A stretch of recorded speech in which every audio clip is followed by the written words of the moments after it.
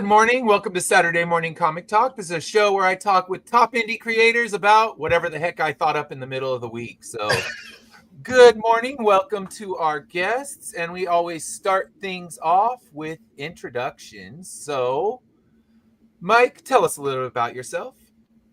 Hi, I am Mike Scrase. I am a non-binary, visually impaired writer who likes to write about like social justice and inclusivity, but also holding power to account and things, but also exciting stuff like big explosions and gunfights and exciting stuff like that.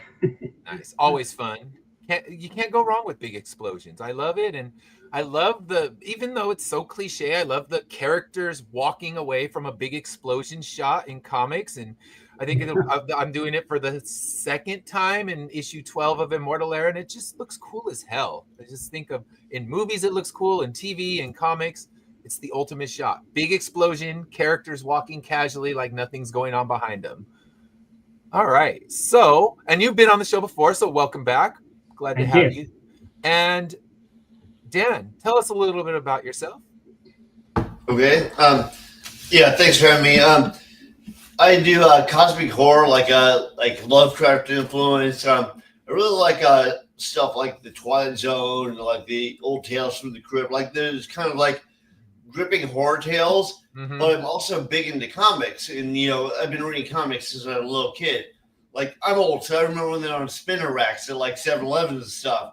But I always loved that continuity that the comics have. And then when you had people like Alan Moore that came and they just broke the field with like that like adult level and like really well written literary level, I was like, that's when I was like, yeah, I want to do this for a living. So now I do, like, I interviewed with DC Comics and Image Comics and Marvel Comics, and they mainly wanted me to do superheroes, and I was more into like doing that Lovecraft sort of stuff, that Twilight Zone sort of stuff, which I guess like even though I love those comics, they weren't great sellers, and the industry was about to go bankrupt. So like, why don't I do illustrated books? Like I did a few I did stuff for like Tim Magazine and stuff like that, where I do like storyboards. I was like, what I really like are the splash pages, like this dramatic over the top. So it's like, why don't I do like stories where I write the text, but I'll include splash pages like they have in comics. So that's what I do now. And now I'm on my fifth novel, and it's I like where it's going. Very cool.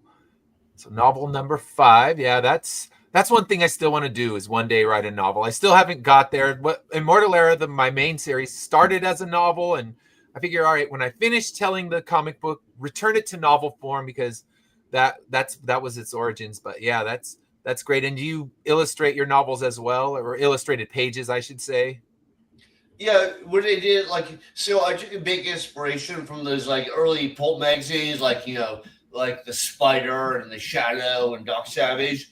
They have like these little illustrations that would kind of like detail the story and bring it to life. I was like, what if I do the same thing but do it like bigger, like taking my influence like Bernie Wrightson, John Taliban, Al Williamson, and like just do these splash pages. Like, that's what they call it in comics, is splash pages. Yeah.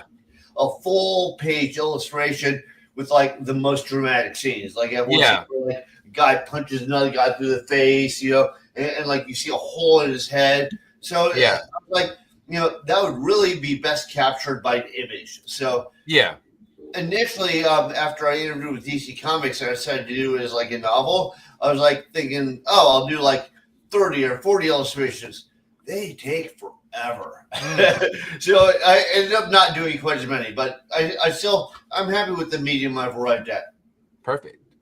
All right. And Todd, welcome to the show. Tell us a little bit about yourself. No. Not Todd. Top indie creator Todd. Your words. Hey, we're all top indie creators. That defines us all. Yes. Hello, my name is Todd Black. I am a comic and novel writer, and I write whatever I dang well please. Now, as Edward saw when we actually met at National Comic Con earlier this year, that was a fun time. I write all sorts of genres because I have all sorts of interests. I've written superheroes, I've written sci-fi fantasy, I have a line of Sherlock Holmes novels, I have an anime comic. I've written crime noir and Disney Pixar style stuff. It's just whatever comes into my head and whether I have the time to make it. So. Yeah.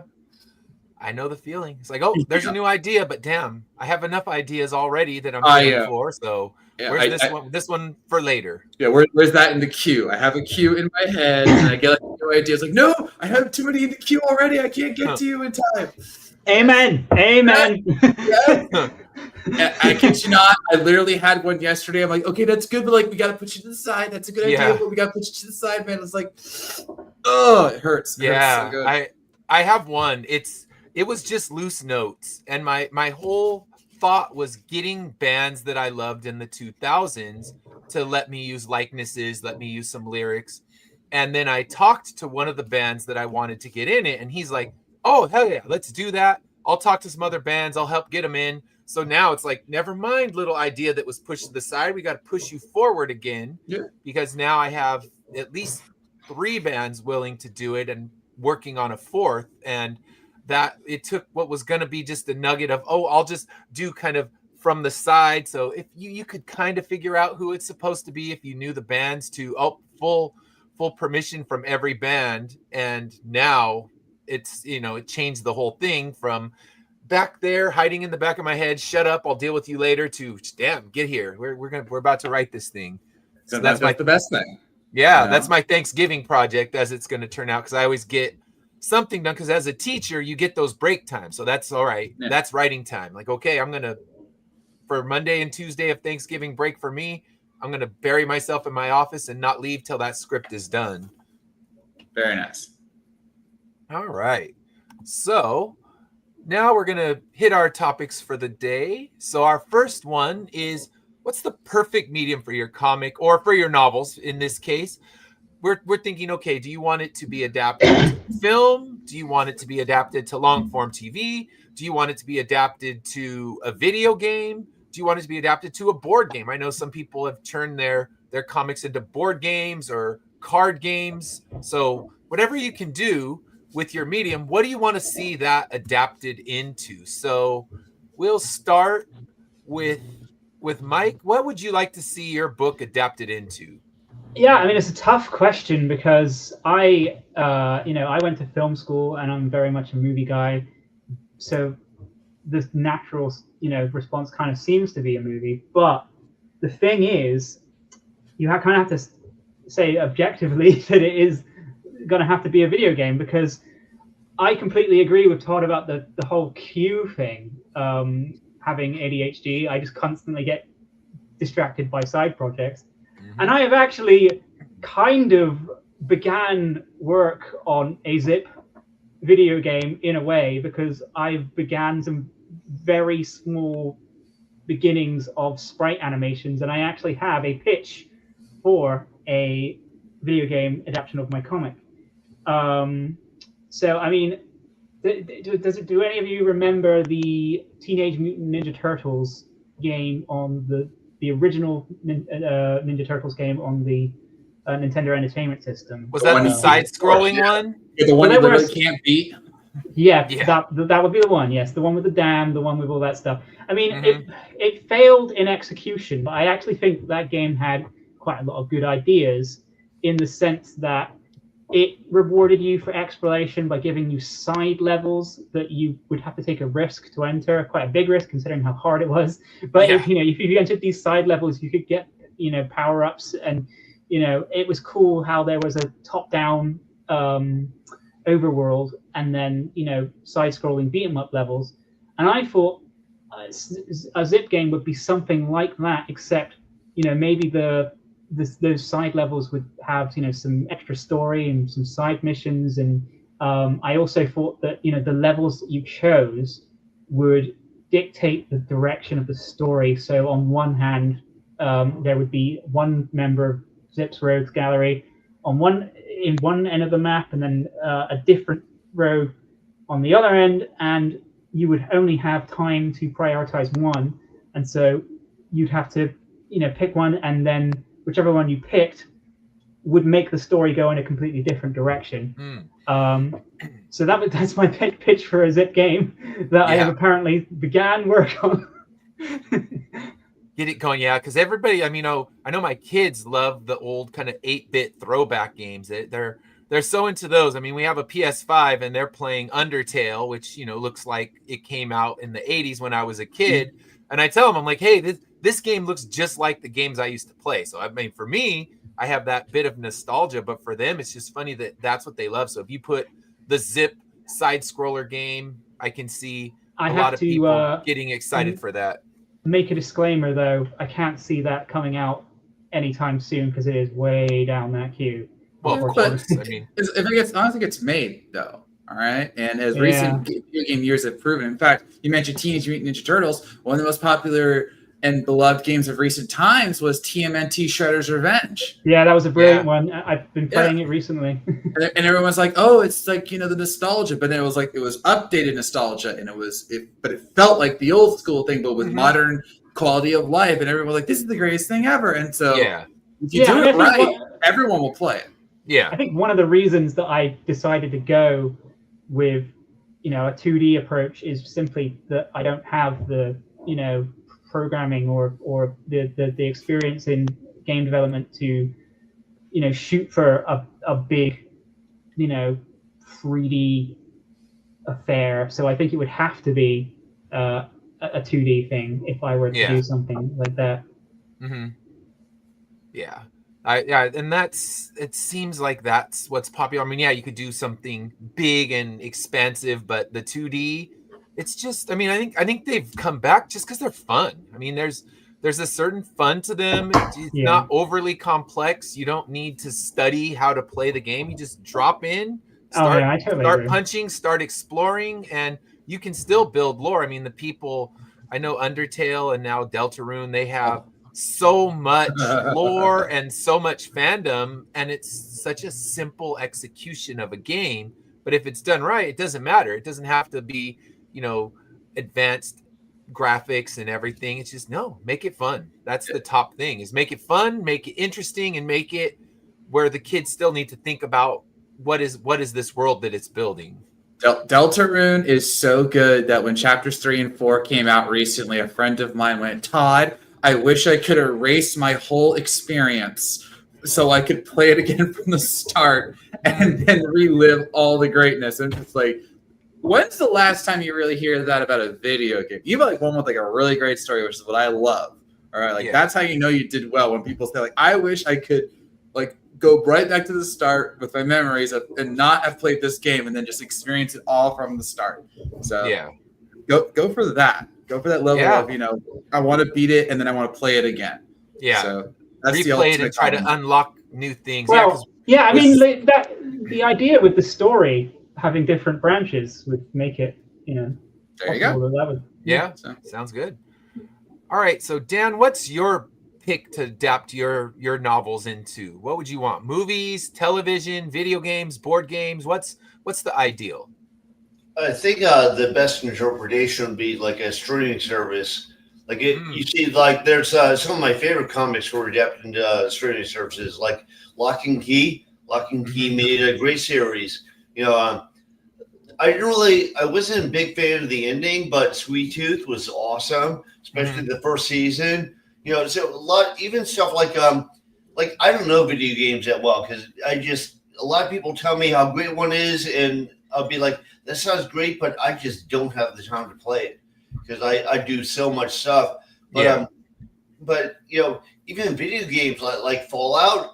I don't know if anyone's seen Fallout, but Fallout is a fucking amazing show. It was. I don't know if I can hear some of this. I'm from New York. Or you're allowed to. Feel free. But Fallout is great. Like I own a tattoo studio, and when I'm at the studio, we have a TV that'll play while I tattoo people. And I always tell them, I'm like, you got to check out Fallout. So I don't know how many times we watch Fallout, but yeah, I see lots of stuff that is well adapted into that, like, you know, that platform. Like I'll see stuff like they adapted Mike Mignola's Hellboy into movies. I'm like, that would have been much better as like, you know, a multi-episode streaming, you know, story than like 2 hours. I mean, you can't knock Del Toro. Del Toro is awesome, but still, it's like, imagine, like, I don't know if you've seen Cabinet of Curiosities. Mm-hmm. You know, it's like Del Toro's version of Twilight Zone with like a more of a horror twist to it. Mm-hmm. I'm like, imagine if he'd done something like that with Hellboy. Yeah. I don't know. So I think that would be the best expression. Yeah, and it's sad with Del Toro's Hellboy is he never got a chance to finish the proper trilogy. Right. So then they just started getting cheaper and throwing it to cheaper directors, and it looks and feels. Yeah, I heard the new one's horrible. Yeah. Everything that came after Del Toro's Part 2 has been garbage, and Del Toro set up a Part 3. But if it had been a series, we could have got his full story. I mean, granted, the budget would be different, but he's such a good storyteller. He would have found a way, and I think that would have been the best because there's so much story to tell from Hellboy. Like Pan's Labyrinth or The Shape of Water or stuff like that. Like, he's amazing. Oh, yeah.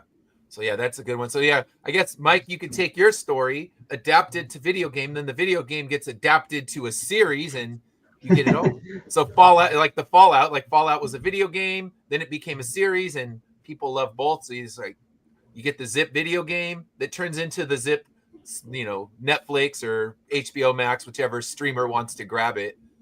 All right. So, Todd, how are you adapting your stories? Well, honestly, because I've done such a wide breadth of things, I have ideas for how I would adapt many of them in different ways. For example, with my current project, Tokyo Blade Detectives, I straight up want to make it an anime series because it's an anime comic. So I wrote it in the style of, okay, these are, the arcs, not just comic arcs, but like what the arc would be in the show that would eventually get made. And then for my Kickstarter, I had made an actual anime style intro sequence. I hired Studio Leaf, and they did a really great job of animating the characters and teasing all that happens in Tokyo. So I would love the opportunity to see that get adapted. But then with one of my other stories, 10,000 Miles, I wrote it to be basically a Disney Pixar style movie. So like that would be how I would have that one adapted because like the visual style, which is very kind of watercolory and all that.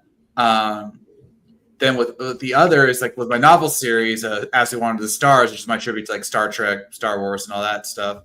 I want that to be like a live action episodic series. And I actually wrote books so that each book would have 3 adventures, but each adventure is basically like the episode of a TV show. So I've already got technically 6 episodes written, and then I'm working on book 3 right now. So that'd be really easy to produce. Plus, I could have to, if I was to get it adapted, I would have all the time and fun in the world. Just like, hey, what's the next story I have like a put in that's not in the books, because obviously I'm limited to the book size. But it really just depends on the story and what I think it could be. I mentioned I had a crime noir. I could see that being like a one-shot TV movie because like that's how the length of the story would go. So I love thinking about this kind of stuff because like that is a dream of mine. I actually do have a degree in video game development, but I don't have. Ironically, I don't have a story right now that I feel would be adapted to a video game, but that could change down the line. You never know. One of my stories in the queue is called RPG for Real, and it's basically your typical, these kids get dragged into an RPG and now they have to survive. So like that could be a fun one to get to adapt to a video game eventually once ever that gets made. That's the old Dungeons and Dragons cartoon show. Exactly. So my favorite thing is that I have the concept art made because I wanted to get this developed early on, and my big thing is that I have a female character who's basically like Guts from Berserk, where she has the big sword, and the guys her male counterpart's like, how are you holding that? And she goes, I have no idea, but this is awesome. I love that visual of like rather petite girl with a massive sword. It's like, yep, that's epic. So like it always, as in all things, it depends on the story. I am up for adapting for anything if given the chance, and I'm going to keep writing until hopefully someone gives me that chance. That's all you can hope. And much like explosions with characters walking away, characters holding a giant ass sword just look cool. I mean, there's just something that looks so badass about it. And it all started, like you said, with the with Guts carrying his huge sword around, and now it's just the coolest looking thing. I mean, it's so impractical, but it's so damn badass. Just like, here's this sword, the size of a small animal, just flung across my back, and they actually tried to swing it. It would probably break their arms, but apparently the longest sword ever wielded in battle was over 7 feet long. But the catch was it only weighed 13 pounds. Okay, so it must have been super skinny, not those it was thick fat ones like you see. Thin and lightweight. It wasn't like Dragon Slayer where it was like a heap of raw iron, or the Buster sword where it's the same thing. No, it was a long, thin sword that weighed apparently like 13 pounds. Wow. Yeah. So that it just looks good. So all right, for mine, I think I'm with Dan. I would go with the long form TV show, something on one of the streamers. But man, the one thing that irritates me about the streamers is that they don't trust the story that's already there. That's Lock and Key. It started strong and then they kind of diverted from the story. And I think that's where it falls apart. So I think if they do my story, I want to have creative input as a writer, not to be overstepping boundaries because I'm not in Hollywood and I don't know all those things, but just to make sure they don't butcher my characters.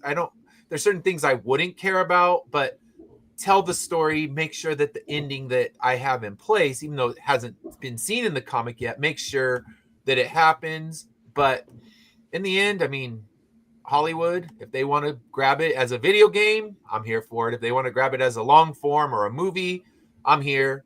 You just hope that you don't get what, like Alan Moore, you were mentioning him earlier, what he got as far as just wrecked adaptations. Oh, he's bitter. Work. He's he bitter. hates Hollywood so much now.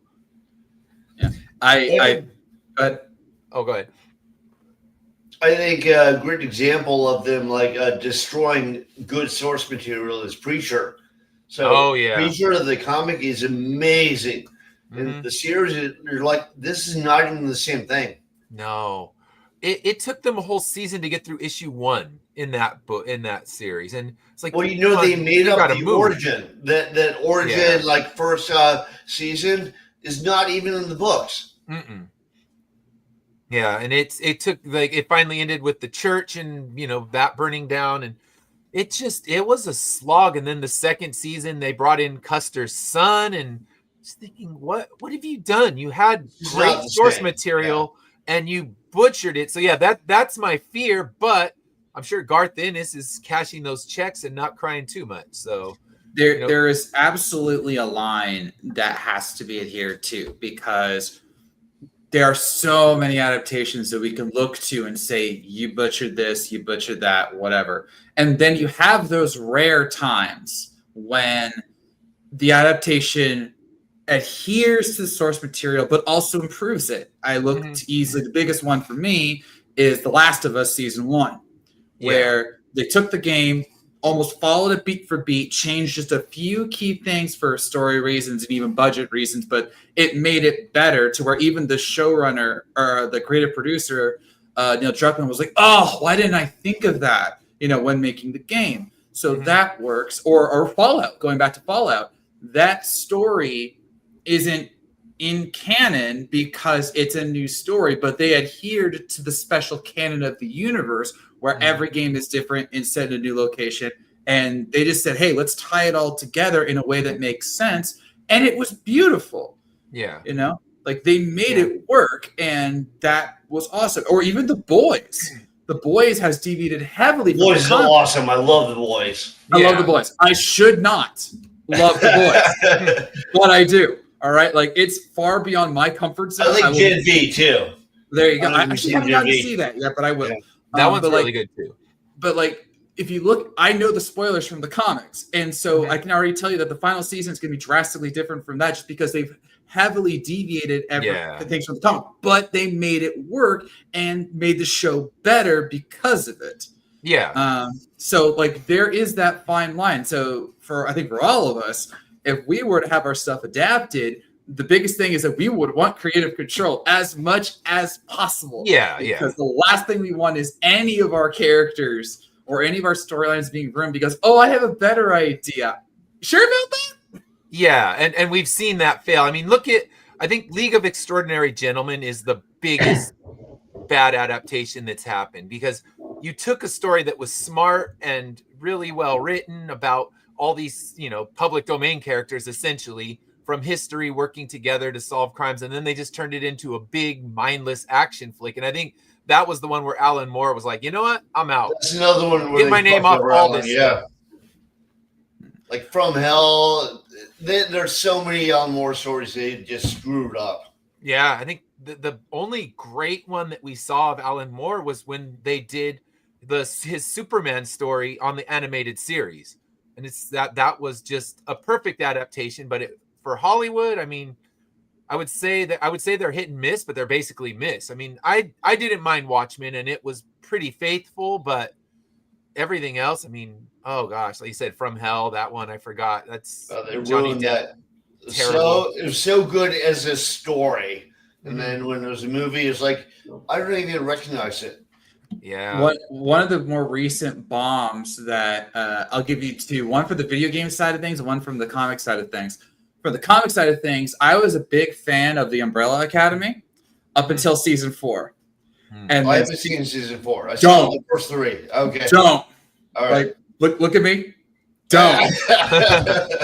Spare yourself. 1, 2, and 3 are amazing. 3 I thought was dang near masterpiece. I thought that Allison should have gotten an Emmy nomination for her performance in season 3. She was just that great. Season 4 goes off the rails so far and fast. I'm just like, what happened here? And then going to the video game side of things, Borderlands was adapted last year and was such a bomb that even Gearbox was like, look, it wasn't the best, but like we probably would have done worse. I'm like, that's a low bar. All right. That was rough. I watched just part of it and gave up. Yeah. And I think that was most people. Is that second season of The Last of Us any good? It's hard to judge because unlike season 1, it wasn't telling the full story of the game. It was telling like one section of it. Mm-hmm. So there's definitely a lack of completion versus season 1, which was, beginning to end. That was the whole first game. I like season 1, yeah. It's honestly hard to judge because I haven't played the second game. So I know they changed like a few things, but I wasn't as satisfied as season 1, which I thought was amazing television. Yeah. But I also feel like this is one of those things where you need to watch the remaining, I guess, 2 seasons to get to judge, but it didn't have that same visceral reaction by the time you were done with season 1, I'll tell you that. Okay. Yeah, and I know the spoilers that happened in season 2, and I know that they, like you said, they took part of the game because there is no Last of Us 3. So they're like, oh shit, we can't just tell one story or else the season or the story's over. So they have to tell it. Well, more to be fair, The Last of Us Part 2 is much longer in the game. Okay. It's much longer because of how they handle flashbacks and gameplay elements and everything. So there was more to tell, and it would have required either a much longer season, which is what they used to do in television. Yeah. But they decided, like, no, let's just split it up, which is fine, I guess. I know. Yeah. But yeah, they definitely want to milk it as much as possible. That seems to be how they do it. They'll milk it. They'll make 4 seasons from one game and just milk it. But I don't think that it got great ratings, honestly. So it's one of those things where will we see more and more, or will they just tighten it up with the next season? So I don't know. I still need to watch it. I'm not going to judge it based on the internet trolls, because if you live your life based on the internet trolls, you'll never watch anything. You'll just walk around angry all the time. Yeah. You can't tell, but under my tie-dye shirt is from AEW. Mm-hmm. And as an AEW fan, I'm used to getting hated on by trolls because we are an actual wrestling company and the Fed is not. So but they're like, how dare you like AEW for it actually being quality product? Why won't you watch the slop that WWE pushes on? I'm like, I'm good. I'm just going to watch my thing. Okay. Yeah. So. I will enjoy my own league. Thank you. Exactly. I feel like they pushed stuff too long too, like Stranger Things. That was awesome for a season, and it's like, dude, just stop now. Yeah, they're all grown men now. And women. They're not kids. Yeah. Yeah, but like we're supposed to believe these are all still like young teenagers. Yeah. Huh? They're trying to save the world while awesome. stressing about their mortgages. It's like, no, come on, cut that shit off. Yeah. Do we even have a release date I don't know. for season 5? Like it's not I out. don't know. I keep hearing it, but it's kind of like the new Spider-Verse movie. They just keep pushing it back. Yeah, well, that one I excuse because even though the Across the Spider-Verse was magnificent, the behind-the-scenes stuff was horrifying to hear about. So I don't want that to happen again. Yeah. So it's one of those things where with Stranger Things, I keep hearing new release dates, and they've all got to be in their 20s now and just growing. And the whole they're going to try to suspend disbelief and make us pretend they're high school kids when it's not going to go. Although they've always been throwing 30-year-olds at us and pretending they're high school kids. There's nothing. I was about to say Zendaya. Just do a Stranger Things Grease crossover, you know? Yeah. Let's see. I'm looking up. Okay, Finn Wolfhard, who is one of Stranger Things kids. He is 22 right now. Yeah. Sorry, they're hitting their 20s. Yeah, he'll be 23 in December, which probably won't even be when we have the fifth season out. I wouldn't think so. I mean, they've been promising it for a while, and I'm waiting. I'm like, you know what? I will wait and watch it when it's ready because I don't want to watch it and then have to rewatch it because I forgot what happened. So I'm in the waiting group for that. When they're in their mid-20s, probably for real. It probably will be around 25 by the time we actually see it, the way it feels. But who knows? Eventually, they got to end that thing. All right, so let's talk about our second topic, and that is most quotable movie lines, most quotable TV lines. What are quotable lines that you use in your everyday speech? So if you're walking around, you use these anywhere, just any lines, any movies. We'll start with Dan this time. What are some of the movie lines or TV lines that you use in your everyday world? Well, I tattoo for a living, so it's not like I work at like Walmart where I'm like you strictly don't want to say. So I love that line in They Live where he's like, I came here to chew bubblegum and kick ass. I'm all out of bubblegum. It's the best line. Love that Rest line. in peace, Roddy. I also love the line from Aliens, which is like, in space, no one can hear you scream. Oh, so that's where it came from. Yeah. It's such a they become just such a part of our lexicon, and so it's you hear it and you're like, where is it actually from? Unless you're old like me and you remember because you were I guess when the first Alien came out, I was about 5, so I wasn't that young. I mean, old enough to know, but now it's just after watching. If you're watching Alien at 5, I question your parents, Ed. My dad tried to take me when I was like 5. But my mom wouldn't let him take me, so I watched it later. But I was sneaking to watch late night HBO when I was young because when my parents fell asleep, I would watch it, and then I would be like the edgelord walking out, like, "Guess what, guys? I just saw a movie last night," and I'm telling my super religious friends about all these R-rated movies in a like scene by scene description. And I remember just watching the Heavy Metal cartoon.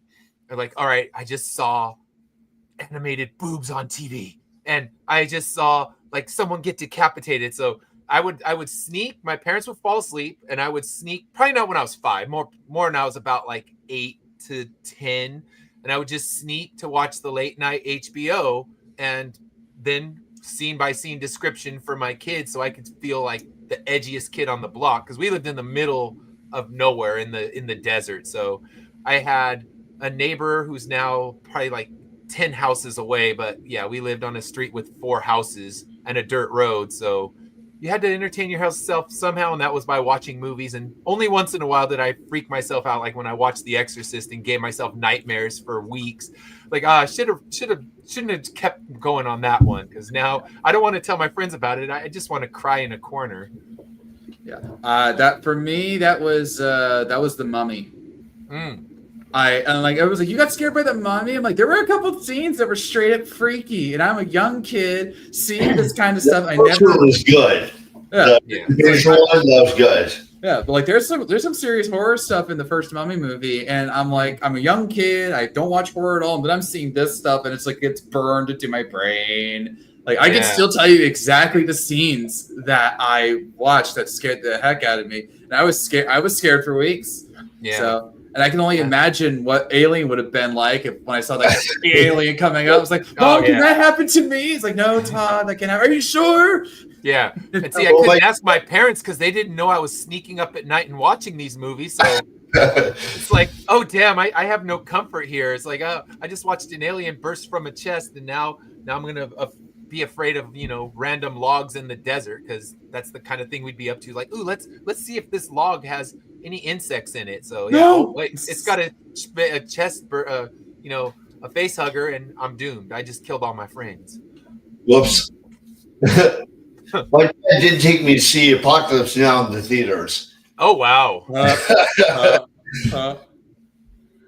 won't comment on whether that influenced me or changed me, but yeah. Yeah, warps your mind at a young age. All right. So Todd, what are some movie lines that you still quote and use in your everyday speech? I'm more of a TV guy, I'm not gonna lie. Okay. But I'll give you one that I'm gonna guarantee you're not gonna guess. Do any of you remember the sitcom The Nanny? I do. Fran Drescher. Yes. So that was one of my favorites, and I was absolutely adored Fran Fine. And for whatever reason, especially in my college years when I guess I was rewatching the episodes, I started saying "oy vey" in everyday conversation just because Fran would drop it like all the time. And it literally got to the point where I said it in a conversation and the guy looks at me and goes, "Are you Jewish?" I didn't know. I didn't realize that was a Jewish phrase. I just thought it was a Fran thing. So I was like, okay. And I'm like, and you go, "No, I'm not Jewish." He goes, "Oh, then why are you saying that?" Because Fran says it. That's funny. It is. So my culture is not your problem. My culture is not your problem. Oh, that's funny. And culture appropriation, I guess, maybe. So no, like that was a fun one for me. I'm also a huge fan of Mythbusters, which I still watch like every day on HBO Max. And so like classics like "There's your problem." Like just when something goes wrong, you just drop that, or I reject your reality and substitute my own. So there's do you speak Yiddish? Yeah. I mean, a little bit apparently. There are days. Oy vey. And you know what I use? I've used that one too, so I'm guilty as charged. And no one's asked me if I'm Jewish, but yeah, that's funny. And good morning, Zeus. Welcome to the show. I was watching their show earlier. They were talking about wrestling, and we actually talked about wrestling for a little bit on here. So yeah, even coming there. All right. So anything else for you, Todd? I honestly am surprised I don't use more because of all the stuff that I do watch. Like I would love to pull out some like John Wick lines, like "Yeah, I'm thinking I'm back," something like that. Series, I love it. Yeah. But I think it's honestly, unless it just feels right, I don't pull them out. Oy vey felt natural, as weird as that is, because it's like, oy vey, like why is this happening to me today? You know, like that. I resonated with Frank. I'm killing Mike apparently. Like I resonated with Fran because she's gone, "Oy vey," just like I felt that. I could like. We all have that moment, so I'm just like, that's why I adapted it into my vernacular for the longest time. So it has to be like truly impactful. Like I would love to do like Star Wars quotes all the time. Like if you ask me Star Wars quotes, if you ask me John Wick quotes, I could do it on a dime. Or Lord of the Rings, "You have my sword," like that kind of stuff. But it has to mean something. Like otherwise, I am that guy who just says the quotes for no apparent reason. I'd rather make it feel real. So thus, "oy vey" was always my go-to. Oh, that's funny. All right. I always use that G.I. Joe quote. Now you know. And knowing is half the battle. Oh, yes. And most people have no idea what that means. I'm like, G.I. Joe, the real making hero. They're like, what? Yeah. Oh, I had to show my daughter the PSAs on YouTube because I said something like that. She's like, "Okay, and now you know. And knowing is half the battle." And she gives me this look. I'm like, "No, you got to watch these G.I. Joe PSAs because they're a time capsule that shows how crazy life was for children in the 80s. Every single damn PSA on G.I. Joe is, when you're home alone, don't try your parents' aspirin. And while do never answer the door when your parents are still at work. So it's just basically G.I. Joe was our babysitters, warning us not to do crazy shit and accidentally kill ourselves by, taking whatever your mom has in the medicine cabinet. So I watched He-Man also do PSAs? Yes. He-Man. I think did Transformers. I don't know if Transformers did the PSAs. I think they all did. Yeah, but I know G.I. Joe. I know He-Man did. The He-Man ones weren't quite as funny as the G.I. Joe, because every G.I. Joe one is, if you're home alone, don't go swimming in your swimming pool or you might drown. And it's like the kid's like, I want to swim now. And they jump in the pool and they have to get saved by one of the random Joes. So, yeah, it's like, basically, it's like, if you're home alone right now, just stay on this couch and don't do any dumb shit. G.I. Joe's warned you. Knowing's half the battle. Could you imagine if that's how they did it in the 80s? Like kids, don't do dumb shit. That'd get some talk from the parental groups. Like, why would you say this on that show?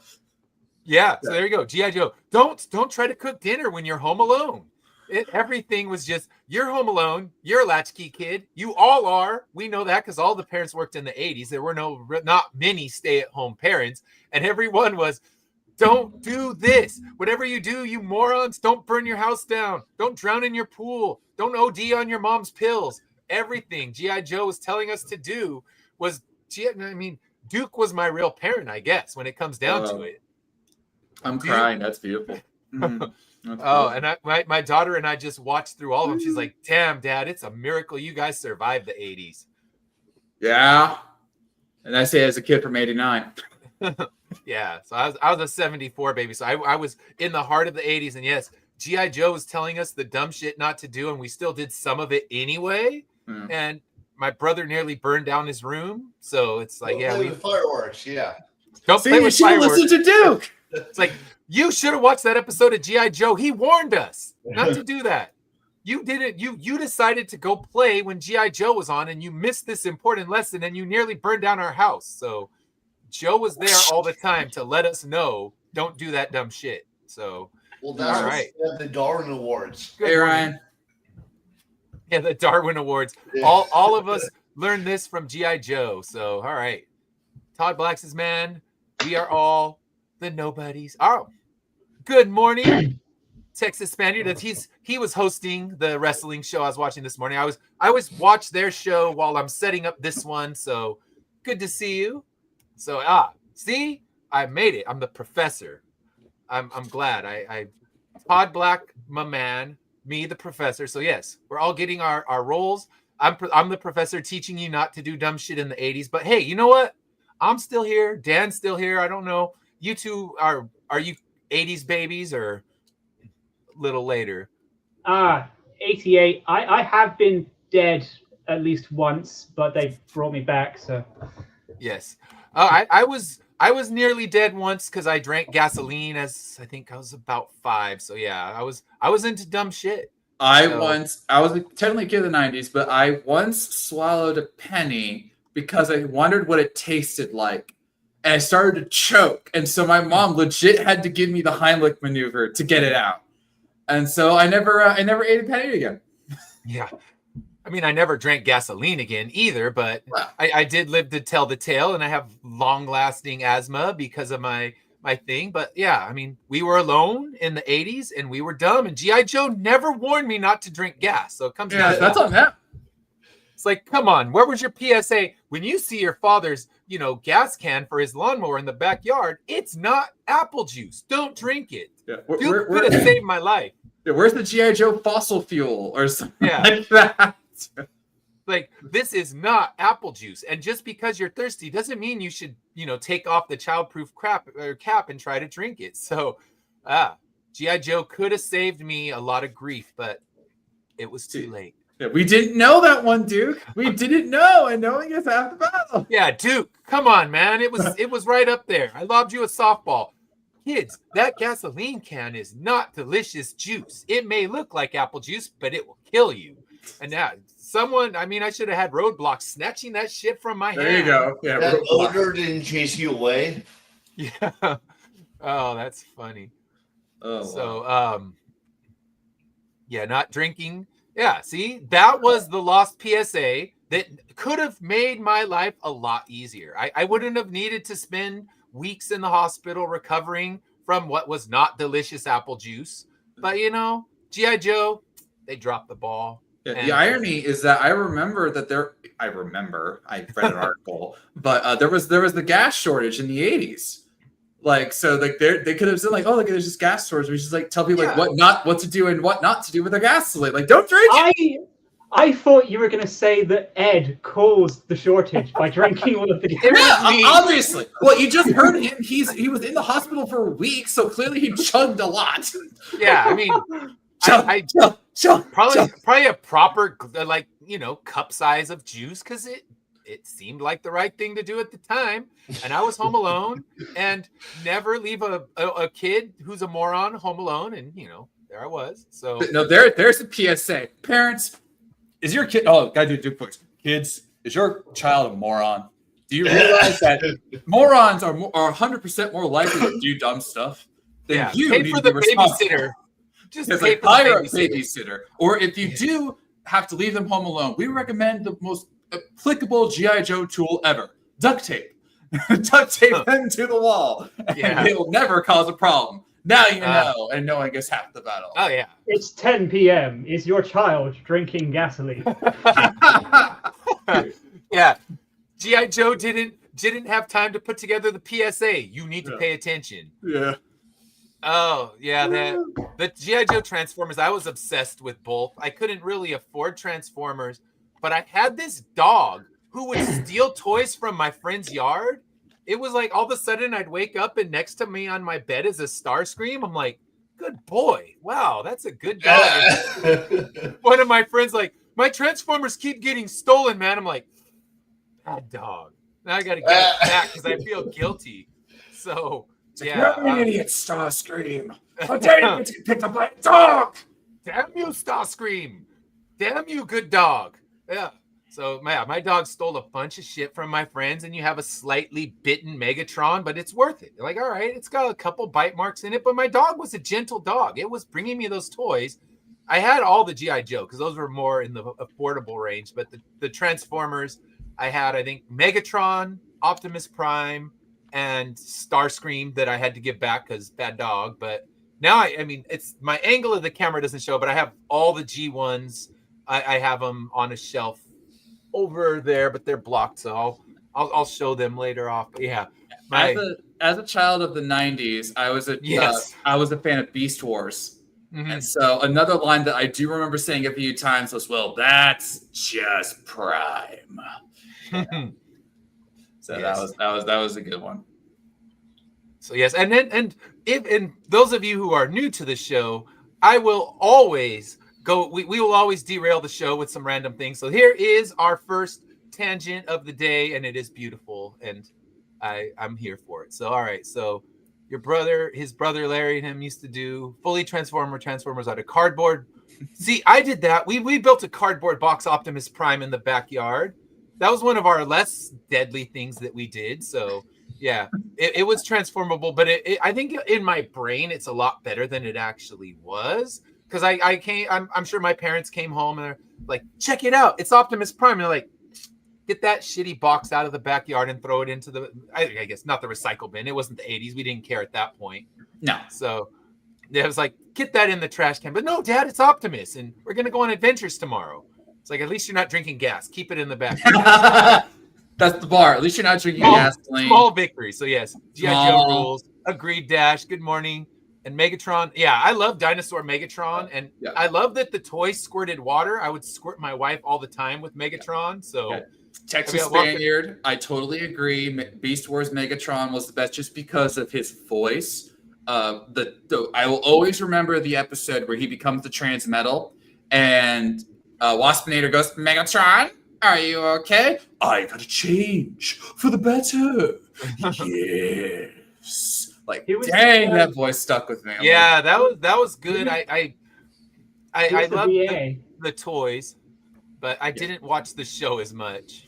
And for all you asking, yes, I am available for VA work. Well, do you know who the voice actor for Megatron in that show was? Do you remember? I talked with him recently on Twitter. I can't recall his name now. Ah, that's a shame. I'll look it up. Okay. Yeah. So Do you remember the line from the show? The more than meets the eye? Yeah. All-time classic. Yes. Megatron, Beast Wars voice actor. It was. Oh, come on! Don't do this to me. David K. David K. All David right. K. And he's from Canada. A Canadian was one of the most menacing voices in all of television. How dare! All right. So I guess I never gave my quotes, but yeah, I love. Mike hasn't either.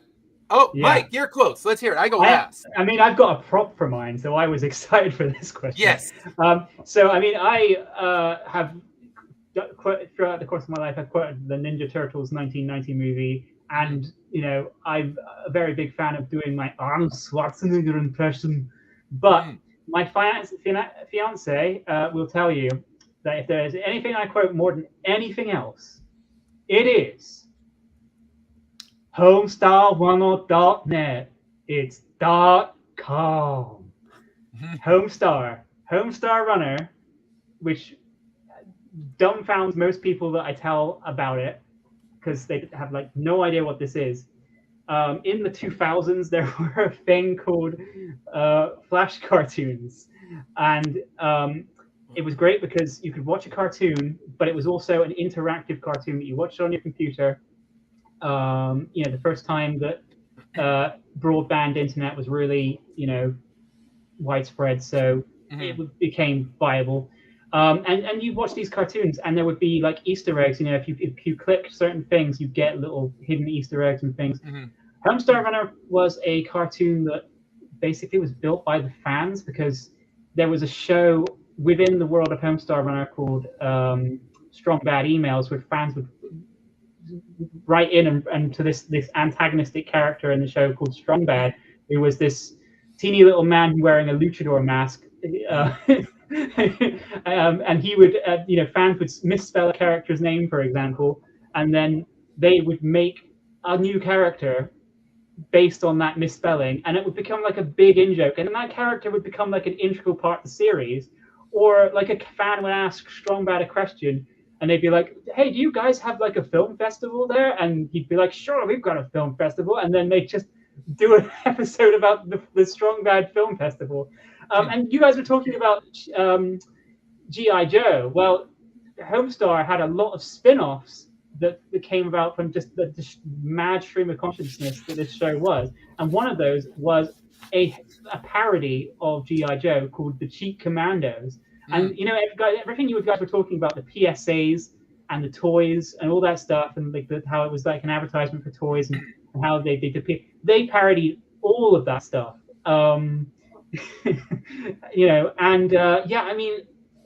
Now the creators of Homestar Runner actually went to go on to work for the show Gravity Falls because Matt Chapman and Mike Chapman went and visited their offices, and when the creator of Gravity Falls found out that they were in the lobby, he ran downstairs to meet them because he was a huge fan of Homestar Runner. The guys that made this cartoon had multiple, going back to the adaptions conversation that we were having earlier too, they had multiple offers to make. They got so successful that they had multiple offers to make a Homestar Runner TV show, but they didn't want to do it because they didn't want to compromise their creative vision. These guys, they did their entire website without any ads on the website. They had so many opportunities to make so much money that they just turned down because it compromised their vision as artists, and they made all of their money that they ever made from merch sales.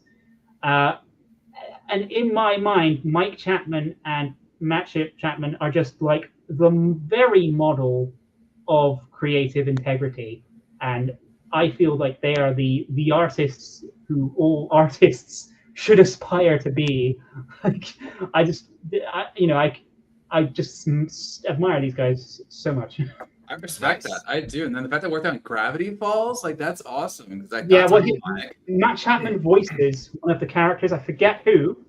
You could possibly look that up too. But he is Matt Chapman did all the voices pretty much for Homestar Runner. he's not like a trained voice actor. He just happened to be like, well, we've got this cartoon and we want to make voices for it, so I'll just do the voices. And he just ended up discovering that he was just naturally amazing at voice acting. Yeah, I mean, I just wish I'd remember who Matt Chapman did the voices for on Gravity Falls, but I believe they've written for it. He did Todd a lot. is our research expert. You can pay me back later. Oh, Mike, look at he did a lot.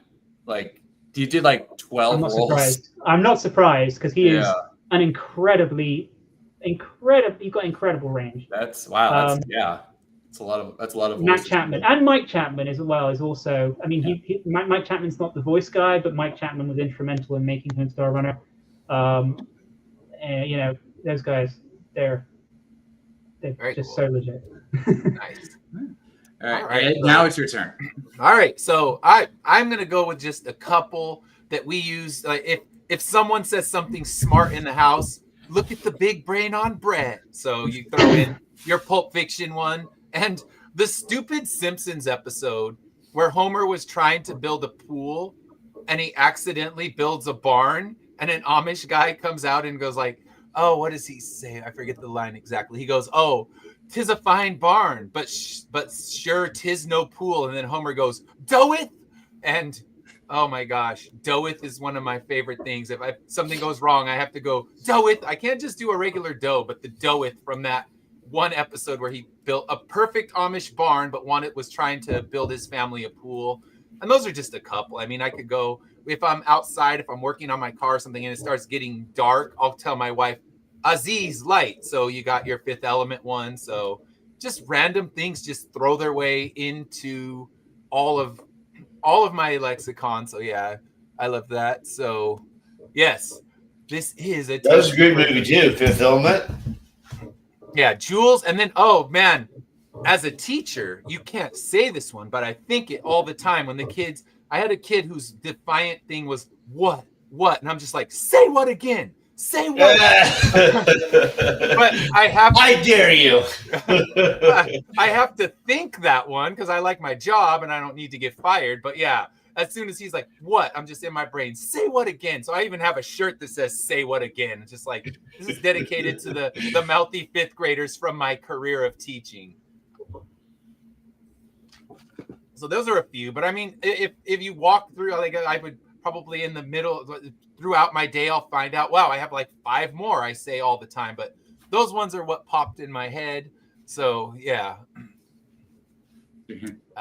Good one. Fifth Element. I love that one, but yeah, mine is always Aziz, light, when I need some the flashlight to finish up whatever. Because then whenever I start working on my car, I have the best intentions to finish fast, but I'm no mechanic. So it always takes me into the dark and have a flashlight pointed. And that's my wife's line to get Aziz light. So yes, another good one.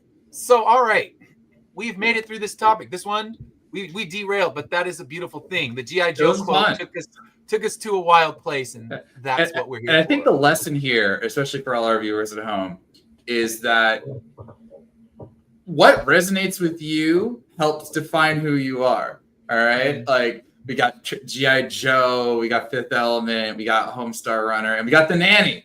I mean, like, yeah. Like, it's like, it doesn't, don't feel bad for doing these things. It just shows that something resonated with you that much that you want to incorporate that, even if it's only for a small point in time. Like, that's your thing. So don't be proud. Yeah, be proud. I'm with Todd.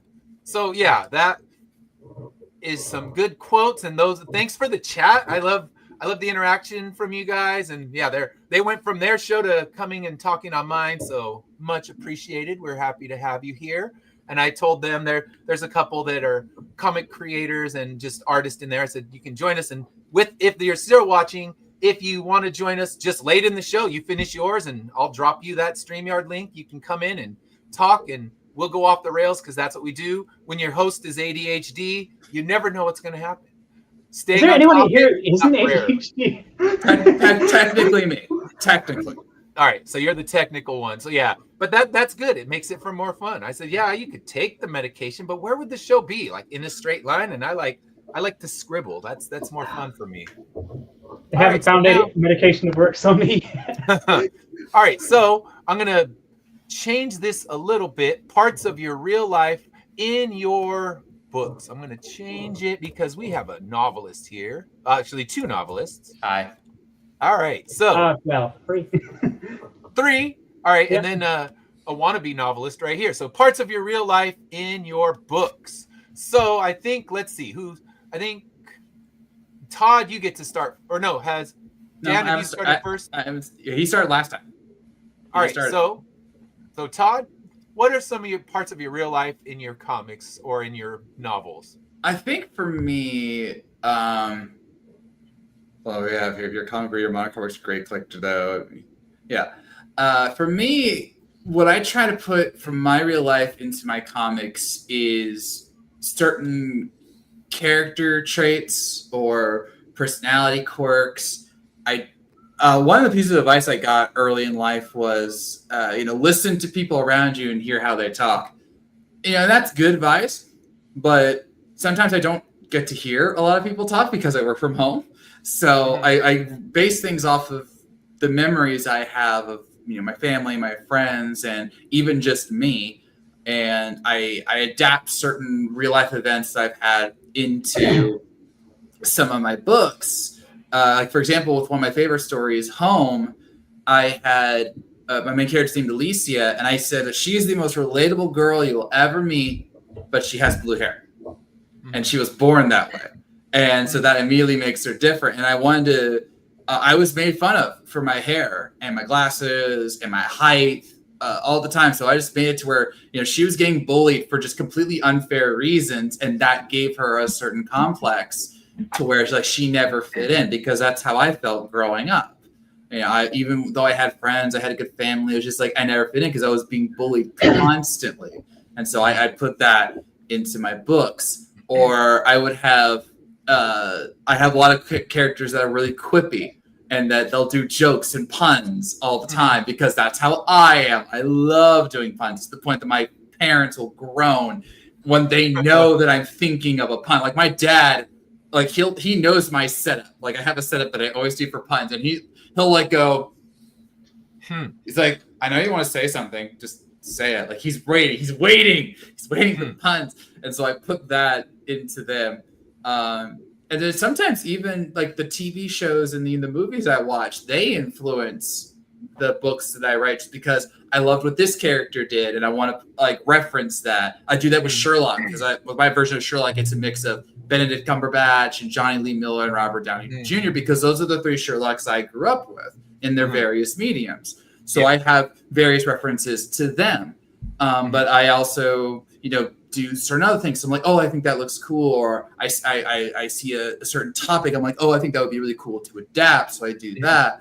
I love putting a little bit of myself into all of my books just because it's not just fun, but I feel it allows a certain level of realism because it's like, oh, he just made that up. Like, no, I based that on somebody or something or that we can all connect to and realize. And that just makes it all the more fun for me. I have my buddy, Brian K. Morris. He's a big Basil Rothorn fan. When I was talking about him, it's like, this is the definitive Sherlock in many ways. And I nothing against him. I have no judgments because I have not read or seen his work. So, but I do know of Basil. He is beloved in certain circles. I was from the generation where was my first Sherlock? I think actually it was high school. We had to read a Sherlock play. I think that was it. Or it was in a literature book. I remember it was in a literature book. So I think that might have been my first Sherlock experience. Then came the Robert Downey Jr. movies.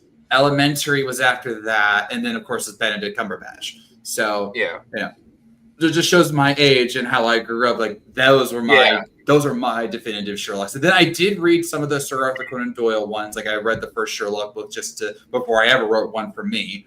Because I'm like, I wanted to see how he did it, how he did the characters, how Sherlock solved crimes. That was good stuff. So, but I definitely try and put a little bit of myself into all my books, even if it's just in the smallest of ways. Like Escape from Reality, Lady Lou Burns a pirate that has a World War II era battleship. Nice. Hates fractions? Huh. Yes. Guess Guy that hates fractions. That's funny. Yeah. I know a lot of students who hate fractions, but I mean, I hated working with fractions, but I don't hate fractions themselves. I mean, damn you, half of a pizza. I don't want that. Just give Yeah. me the whole pizza. Don't divide it into fractions. Yeah. And like those little quirks are what I love about certain characters, because you can see like I'm playing a video game right now, and there's this really important warrior character, and she's very powerful. She's great leader, but dang, does she love to drink? Like her thing is she loves drinking people under the table, and then she'll be sober like an hour later. And then she's like, well, how does that happen? It's like, oh, I used to drink a lot of stuff when I was in the circus, so that gave me immunity. Like, that's not how that works. It's like, she's adorable that way. And I'm just like, yeah, she's my favorite. So, yes. Yeah, never be afraid of that. Yeah. Sorry. So, Dan, what's some real life stuff that's come into your books? Actually, a lot of it is based off people I know or things that happened to me. Like my wife died and had run, and so I have like a character. He goes down a very like dark nihilistic path after his it's not his wife, it's his girlfriend, but she dies. But I kind of base those feelings off of feelings that I had, and then like I was in DC during the Marienberg years when it was the murder capital of the U.S. And I got stabbed, and I just like everyone, like often in my novels, like everyone's against you, because like that's kind of been my experience. Like I was a punk rocker in the Deep South, you know, in the 80s when it was not cool to be a punk rocker. Yeah. And, you know, I get like fake jail sentences, fake community service. Like they just make up shit, you know, to like throw against me. And like I remember even like shaving my head and going to court, it didn't matter. Like the cop would describe the way I looked on the scene. He just make up stuff that didn't even exist. So wow. Like, I try to put all that into it. You know, like so yeah, a lot of my stuff has kind of a dark nihilistic approach, but it's also like I feel like if you keep at something, you'll eventually get somewhere. So I always try and have people like they go through all this horrible stuff, but it's going somewhere good. Yeah.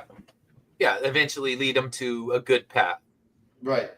Yeah, I love that. So, Mike, what of your real life have found its way into your books? I mean, when you're talking about this title here, this comic is about imperfect superhumans, secretly about disability.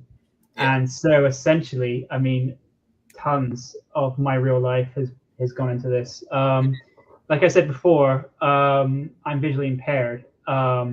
So you can imagine that a lot of that has gone into it. Essentially, in the world of this comic, the superhumans have their powers, because the balance of the human body is very delicate. If you throw off that balance with something like a superpower, you're rarely ever going to get nothing but beneficial results. So in this world, you know, all of the superpowers come with these disability-esque consequences. But in the world of Zip, the reason that superhumans take on costumes and have these colorful names and do all this stuff is so that they can feel like they have a place in the world that they can't otherwise fit into because of the way that their powers make them different. It makes it very difficult for them to live normal lives in the way that a person with a disability would. And I have kind of, as I've written the comic, I've kind of realized that for me, that's kind of analogous to my work as a creative, because I think that I'm, you know, probably a better writer than I am a person. You know, I'm a pretty good writer, but I'm kind of a shitty person. So and you know, like there's other things as well. There's more specific things like in the second issue of our comic, Zip is basically a doctor tries to approach her when she's a child, and essentially she bribes Zip and her family with the prospect of going on this holiday, but the holiday is just a pretense to get basically experiments run on Zip so that this doctor can, get all these journals published and advance his career. Well, that really happened to me. I went on that holiday and had experiments run on me because I have a very rare condition called aniridia, which means that I have no iris, which means that there's no color in my eye at all. It's just all pupil. And what the pupil does is it allows light to enter the eye. The iris, the colored part of the eye, dilates and contracts so that it restricts the amount of light in your eye when it's very bright, and then it dilates when it's dark so that you can see in the dark easier. I have no iris at all, so I'm getting about 100% more light in my eyes at any one time than anyone you've ever met. So I have better low light vision than anyone you've ever met in your entire life because it is that rare. So you can kind of see how the influence to this came about. But my mother, who I excommunicated from now, was studying as a mature student in psychology at the time. And so she had like a bunch of people from the university who were clamoring to run these experiments on me. And yeah, I went on that holiday. I ran on treadmills. I did IQ tests. I lifted weights. It was like something out of the X-Files. Wow. And as a visually impaired person, I was one of the very first children with my condition to go into mainstream education because I felt like there wouldn't be a special place for me when I was an adult. So why should I go to a special school? Like I should prepare for being in the world. And so when I went, everybody knew who I was because there was like this, oh, this is the visually impaired kid who is in the school, and I got all attention on me because of that. And that's the only thing I was ever known for. And, whether it was people treating me like a charity case or bullying me for the condition and dehumanizing me for that. So I had to work very, very, very hard to at what I do so that I could be seen as anything other than what I am. Yeah. And my work, I've always wanted to be seen for who I am, not what I am. Yeah. And so in issue 2, we meet a character called Mr. Untouchable who has brittle bone disease. And his thing is that he's a martial artist who gets so good because he's vulnerable to, blunt trauma being brittle bone disease. He gets so good at martial arts that there isn't a single attack he can't evade. And he works so hard at that because of the same reason. He wants to be known for who he is, not what he is. Okay. Yeah, that's great. And that's really putting yourself in there because, I mean, what a horrible thing to have happen, but at least you can turn it into something, some kind of art. It's like, when you guys, it's awful, but make it good. When you guys were talking about like the films and stuff that traumatized you as a child, I was just thinking that the horrors, my horrors were real life horrors. Yeah, The Exorcist is nothing compared to that. I'll watch that all day, every day. In comparison, my nightmares are about those things. Like films, real ones. Films and fiction by comparison are tame. Yeah, I would imagine. As we all know, humanity is the true nightmare. Yeah, you want to fuck with your head. Just think about what humanity's willing to do, and then the alien is great guy in comparison. Yeah. All right. What about you, Ed? For me, I think personality-wise, you always get pieces of your personality hiding in your characters, but the most actual life going into the story is the upcoming book, the Floaters book, and that one, I'd say 2/3 of the book are things that really did happen to me. I woke up, had a bunch of floaters in my eye. They covered my visual field. That day I found those floaters. I went out on a run. I got bit by a dog, put that in the story. Went to the hospital. They were gouging my eye with a Q-tip to try to, I don't know what the hell they were doing. In my story, it's to activate the floaters and make the people actually evil. But in the real life, I think they were searching for retinal tears, and one doctor couldn't find them because I got some new intern at a university who was doing it, had to go to multiple doctors. So I brought it in there. In that story, I was just sitting in the hospital waiting rooms, writing it, and then as I'm leaving, I have a homeless woman run up to me, grab me, and tell me I'm not real. I was like, all right, revision time, because that's going in the story. So all this stuff was just kind of reality, and then me just trying to cope with the worry that was going through my mind. And so here I am in the hospital with a brother who lost his eyesight. So you get extra paranoid when things start happening with your eyes.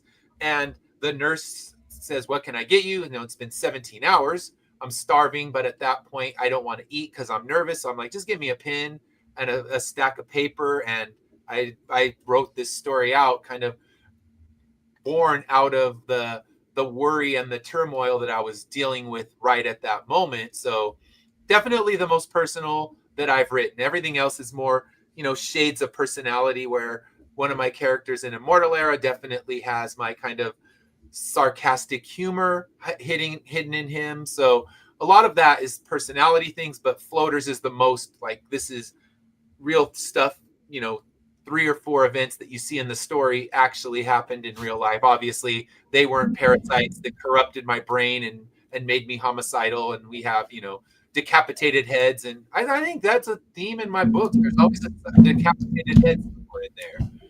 So yeah, I need one of Dan's amazing splash pages if I ever make Floaters into a novel. Like, all right, just someone going completely bonkers. But yeah, that one that's coming out soon, that's the most of myself that I've put into a story, which makes it so that's why it's a one-shot, because I don't want to revisit it. I don't want to get back into the mindset that I had to be in to write that story. So it's a one-shot. I could make sequels because the Floaters just keep moving from person to person. And there's, kind of like The Smile. I think of like that story where the Smile curse just moves from person to person to person. We don't know where it comes from. We don't know how to stop it. We just know that it's going to continue to move through society, where the Floaters are like that. They just move from person to person to person. There's no beginning. There's no end. It's just kind of here's the story of one man who gets the Floaters and what happens in his life. So sequels could happen, but I don't plan on them because I don't want to ever, hopefully, have to go back into that kind of headspace. Hope so. I would say that I love bringing stuff like that to life. Like if it's a cool concept, it's like I always visualize in my head, how exactly could you express that to like bring it to life and make people go, whoa, I'm impressed by that. Yeah. Yeah, like I did a guy like skinned alive and hung from a tree. So I did draw that up because you really get the feel of it. But yeah, the floater thing, the same thing. Like, if you read about it, you're like, yeah, cool. But if you see it, you're like, holy shit. Yeah.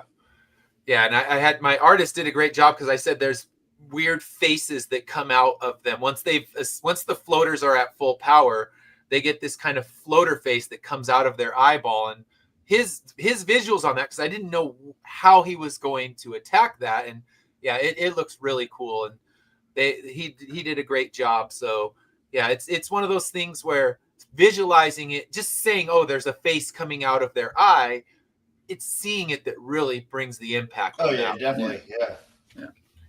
All right. So let's dig into some campaigns. I think I have all of yours up. Yours is let me see.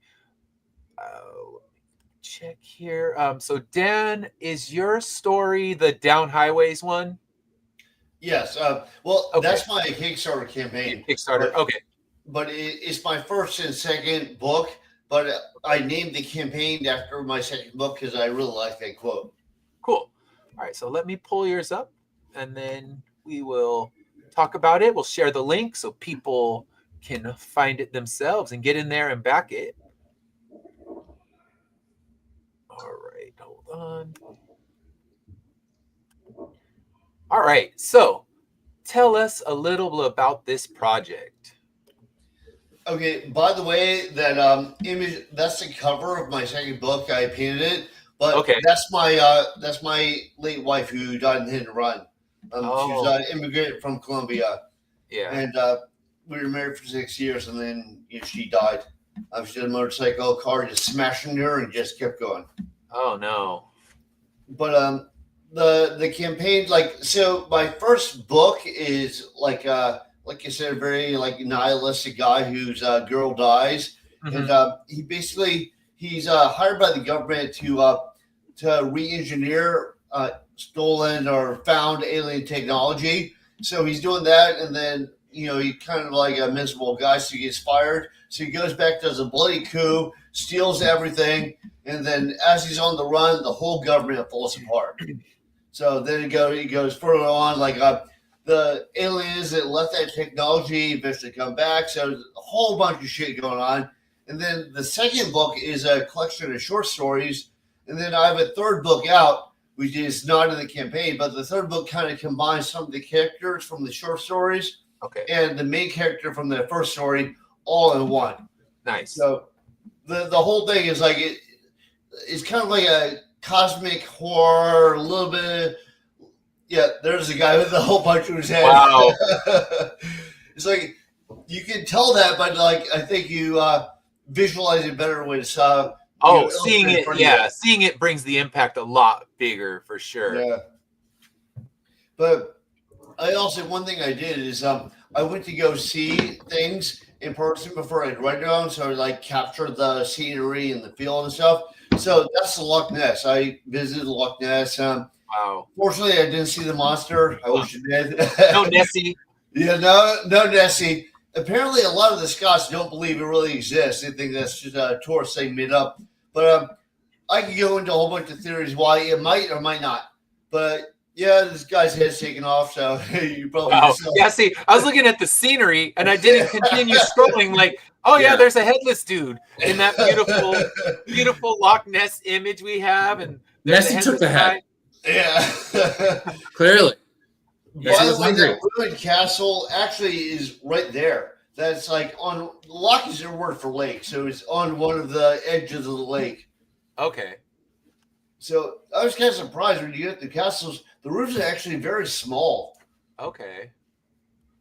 Yeah, I guess you look in the pictures; they seem like they're huge, towering things, but they're not. You go inside. Also, people were smaller back in those days, so I guess maybe that was part of it. All right, so I'm going to put this in the chat. You can get. Oh, we lost Ed. Nessie strikes again.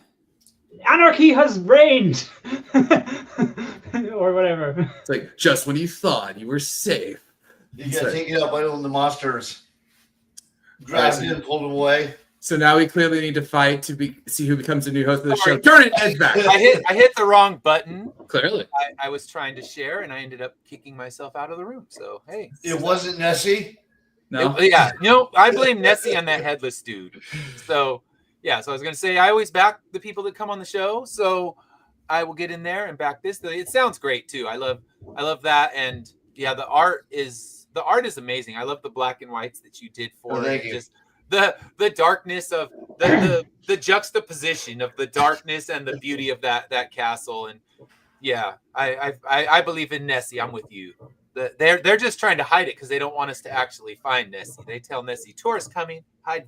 Well, I will say one thing that's an actual true element. So loch is a word for lake, but that lake is so deep they can't even see the bottom. They use magnetic resonance, everything. They cannot find the bottom. And they think that it's connected to the channels which is the ocean. So it's entirely possible that prehistoric creatures got in through those channels and then they got trapped in the lake. Yeah, for sure. That could easily be where the whole legend and mythology comes from, and I just want to believe. I want to see. I want to believe. Like X-Files. Yeah. Yep. There you go. Moving close. We're circling back. The truth is out there, Dan. True. Yeah. Yes, and the headless dude right next to him. True. Yeah. See, I have a character who's only a head in my series. You have just a body, so we could reunite them, and they'd have stitch them together, kind of like Frankenstein. Yeah. Well, so Frankenstein's monster, by the way, because everyone gets that wrong. Frankenstein's Dr. Frankenstein and his monster. Yeah. Yes. Yeah, I've done that before. I admit it. Oh yeah, it's a common mistake, and for someone who was an English lit major and had to read Frankenstein multiple times, it's Frankenstein's monster. And if you told your professor, if you called it Frankenstein, you get scowled at by an English professor. Well, you know that was written by Mary Shelley.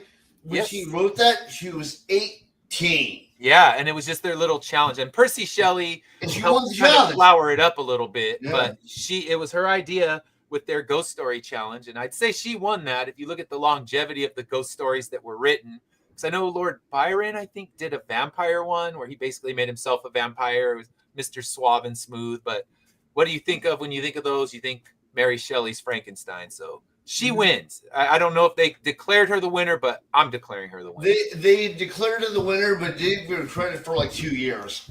Okay, they had to wait and see. Oh, damn, she wins. And then, of course, they tried to say, well, Percy did all the writing. But no, Percy just flowered it up a little bit.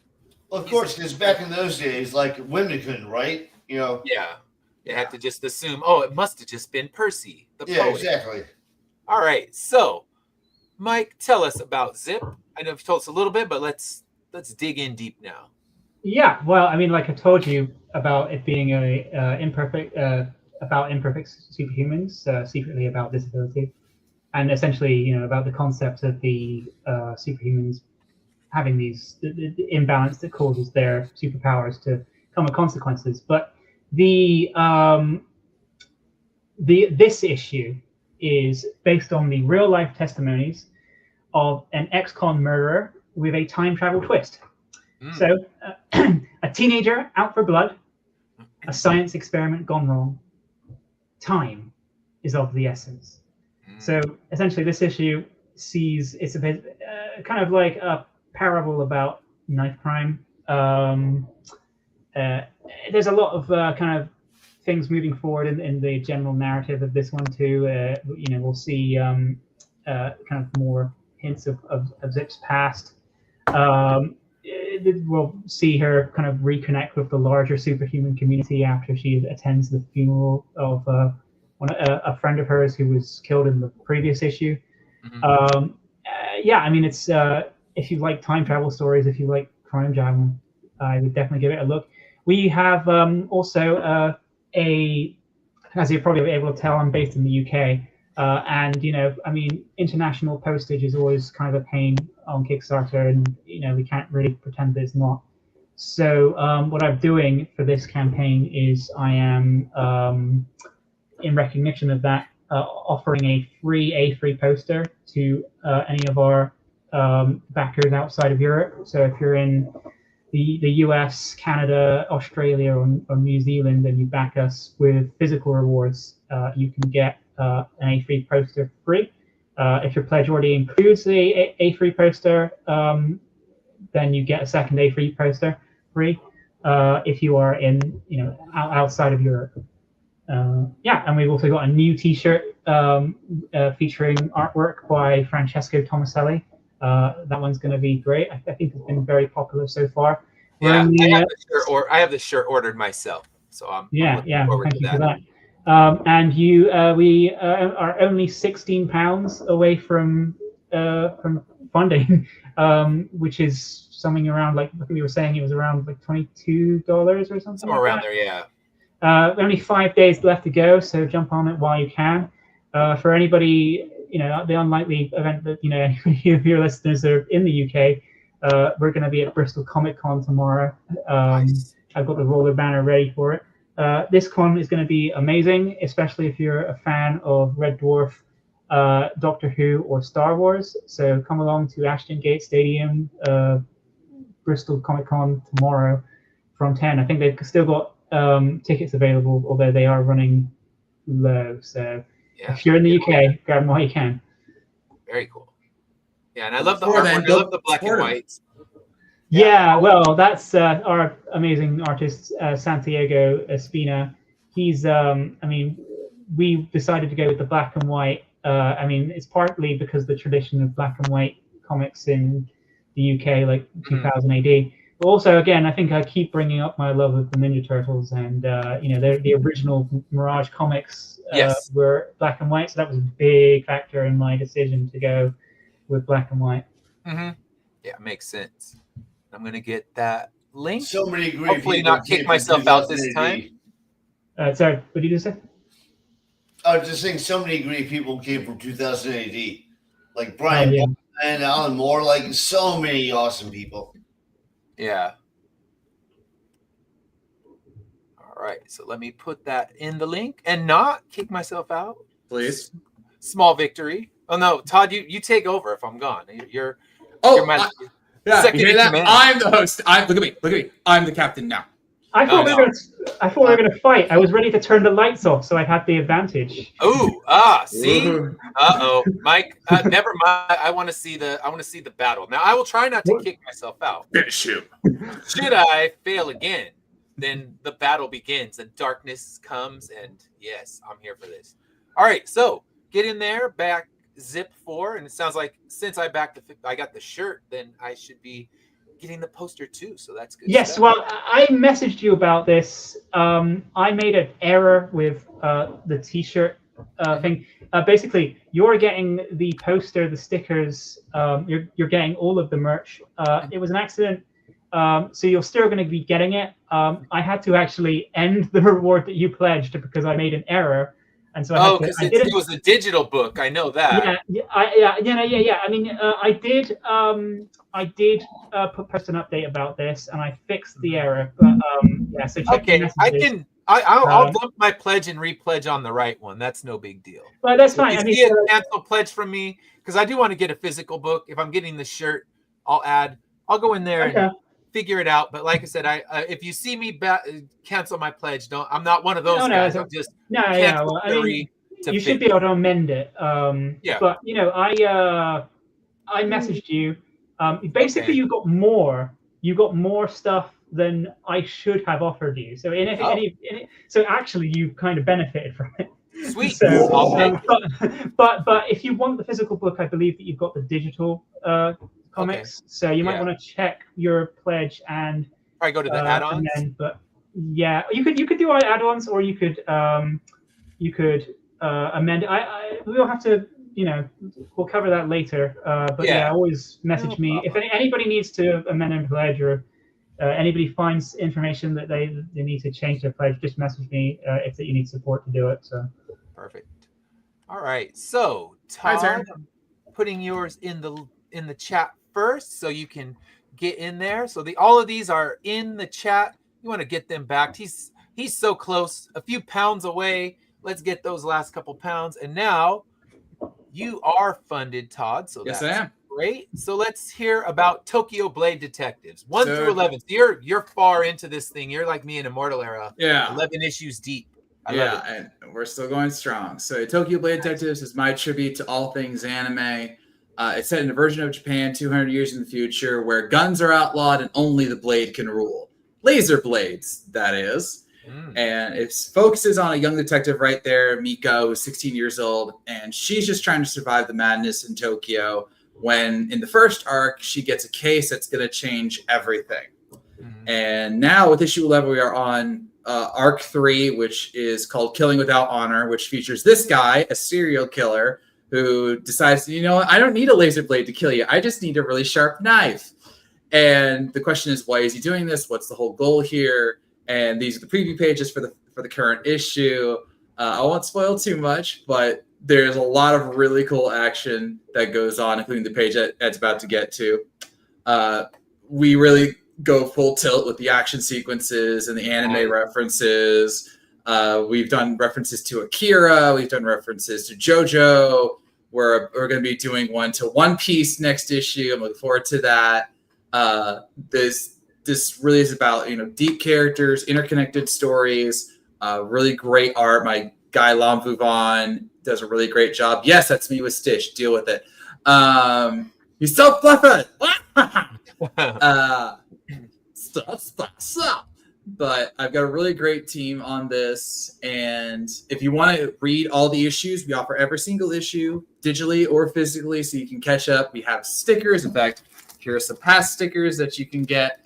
I offer basically every book I have ever made is available via either the reward tiers or the add-ons. You can get drawn into the you pause right here, Ed, on that page. We offer a cameo tier, so you can get drawn into the comic.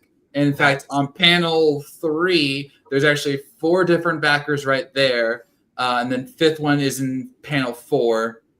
And they're like, we can get drawn into the comic. I'm like, yeah, you can get drawn into the comic. So we do have limited spaces. We have about 5 left, I believe. Okay. So go check that out. And then if you want some custom art, my guy, Alex Garcia, who does the covers for Tokyo, he's offering that. And then I mentioned some of my comic series before. So like this is my superhero series. Every book I've ever made, including my novels, is available to get. And yes, Mike, we ship to the UK. So I've got all kinds of genres to cover all kinds of interests. That's a heist comic right there. So check it out. I've got plenty of rewards to offer, and I hope you'll give Tokyo a chance because I really, really, really love this book and I'm trying to get to 100 backers again. So please help me. Also, for AEW fans, that is indeed Thunder Rosa. Scroll back up. I got to work with Thunder Rosa, AEW wrestler, to tell her life story in comic form. Nice. So if those comic podcast guys are still watching, that's the one you want to get. So go pledge. We have science. We have a science comic. There's that was a big scroll down. There's my Sherlock Holmes book. We got 6 of those available. Oh wow! And then my sci-fi story right here, As We Wanted to Stars. We got 2 novels there with the 3rd one on the way. So, and there's a custom art piece that Alex did. It's really awesome. We went full synthwave on that one. But yeah, really love it. If you checked out Tokyo, it's a really fun story. Yeah, check it out. And I have a question. Have you done a trade collecting story arcs together with the Tokyo Blade Detectives? Okay. Yes. If you get, we offer, as I mentioned, we offer catch-up rewards, and you can get them digitally or physically. If you get them physically, you can ask to get either the volume trade paperbacks of 1 and 2 plus the 3 issues for arc 3. And then, or you could get every issue individually so you can get all the covers. I offer both options. Nice. So, all right. So I'm going to put mine up real quick and then we will close it out. But yeah, we have some great projects that are available today. Definitely head over there.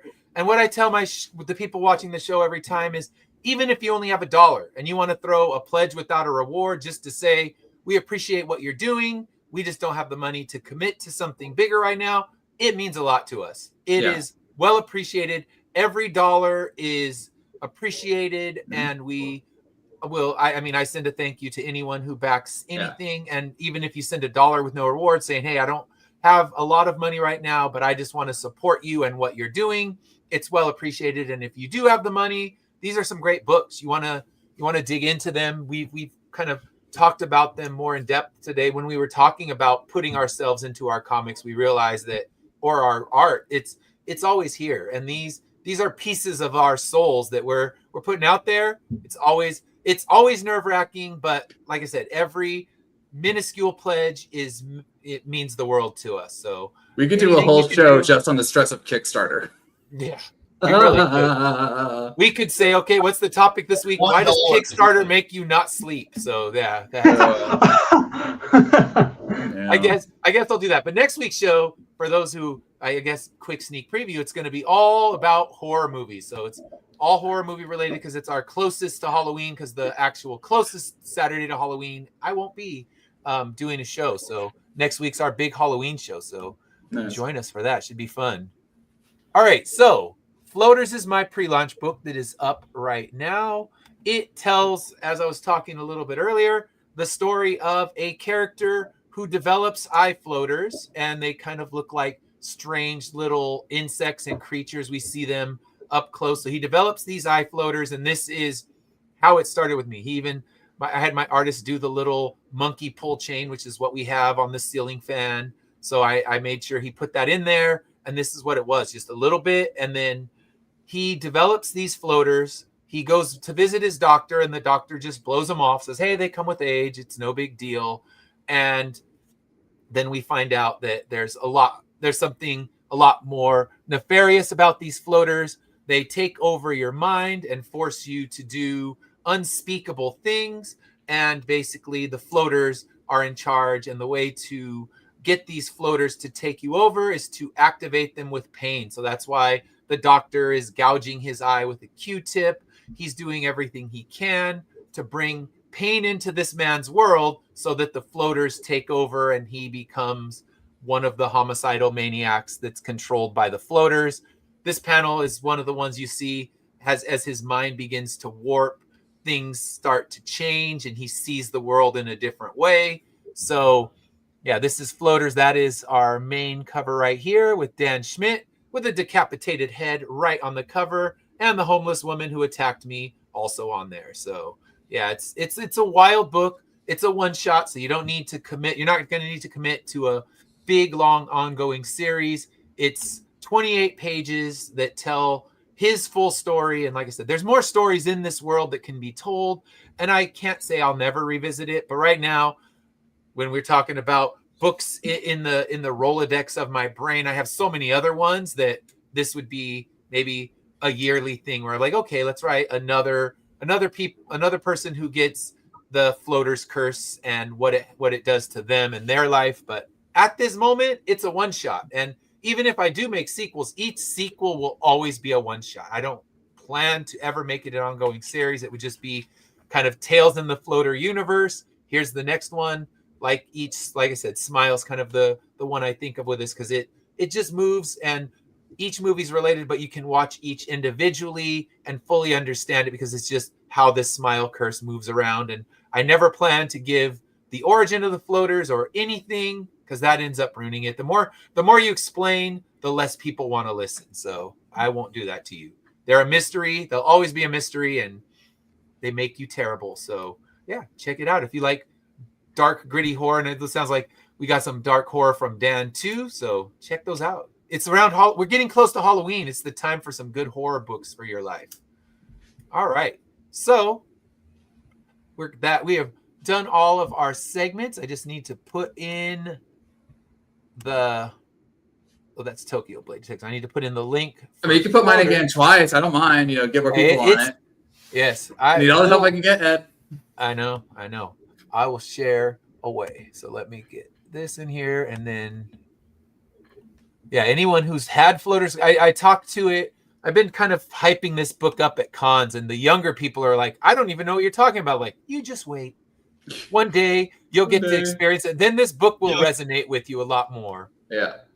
And yes, Greg, I've had them. They do suck. Yeah. I did Boston. I think that's what did it, but yeah. So it is in there. It's in pre-launch. November 1st is my planned launch day. I wanted to do it. I want to do it as close to Halloween as possible, but Halloween, I still have kids who are going to be doing Halloween things. So I think it'll be a Halloween party at our house because they're older now. But either way, I will be doing it the Friday after Halloween and launching it. And yes, Floaters do suck. I was able to live with the couple. You kind of like Mike and I were talking backstage before the show. You kind of learn to tune it out.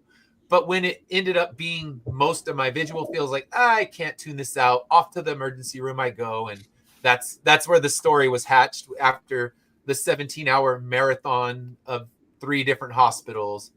Good times. But hey, when art can come from bad times, and after Mike's story, I got nothing to complain about. It wasn't so bad. This is a shitty day, but in the end, I'll take my shitty day over yours any time. I wasn't promised. No one told me I was going to Disneyland when I got dropped off at the hospital. All right. So let's have Mike tell us where we can find you online. Oh, yeah. I mean, well, our website is zipcomic.co.uk. Our publisher, Marcosia, have the first 3 issues up on Amazon and Drive-Thru Comics as well. So look up Zip Marcosia on Google. But on pretty much every social media, we are Zip Comic UK. So that would be on Facebook, Instagram, Twitter, Threads, and Blue Sky. And the URL for the website again is zipcomic.co.uk. And obviously, we all want to find our Kickstarter too, but I believe everybody's got the link for that now. Yeah, those links are there. I mean, if you are in the UK, we've recently had a retailer take Zip on. So you got physical copies of Zip are being sold at Mike's Comics. Same guy's name as me, but his name is Mike Ranahan. I'm Mike Scrase. Mike's Comics in St Nicholas Market, Bristol. But otherwise, Marcolia only do single issues as digital. We're building towards a trade paperback, but that's in the future. Nice. And then you'll be at, is it BristolCon tomorrow? BristolCon, yeah. Yeah, you'll be able to get physical you're in the single issues from there too. Yeah. That's the best way to get them. Get us at a con, we'll sign them, all that good stuff. So that's always your best place. So Dan, where can we find you online? Probably the best is my website. It's danhenk.com. It's D-A-N-E-N-K. Everyone gets my last name wrong. But yeah, my website has everything. All my drawings, all the links to everything, all my books, everything. Awesome. So check that out. I'm going to actually get the link right now and throw that in the chat as well. So you can check out all of his books. If you want some dark reading material, this is the one. So yeah, we got some of that to offer right now. And yeah, it's in the chat. So definitely check that out. danhenk.com. And Todd, where can we find you online? For social media, I'm on Twitter at Guardians_comic. I'm on Blue Sky. Just look up my name, look for my hair. I'm on Amazon. Most of my books are on there.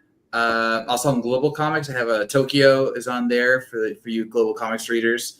But again, all of my books are also on the Kickstarter. So if you just want to get everything there, that's the way to go. So yeah, Tokyo. Get it all shipped in one box. Your one-stop shop for all Todd Black books. So yeah, head over there. And yeah, we will be back next week. And no music show this week, but next Saturday we will be back talking horror movies. So all horror movies for next week. Those are all our topics. And of course, some great campaigns that are out there as well. So tune in. Thank you for everyone who tuned in today. Thank you for Texas Spaniards Wrestling Show that you guys came over and engaged. We appreciate having you. And until next week, have a great rest of your weekend.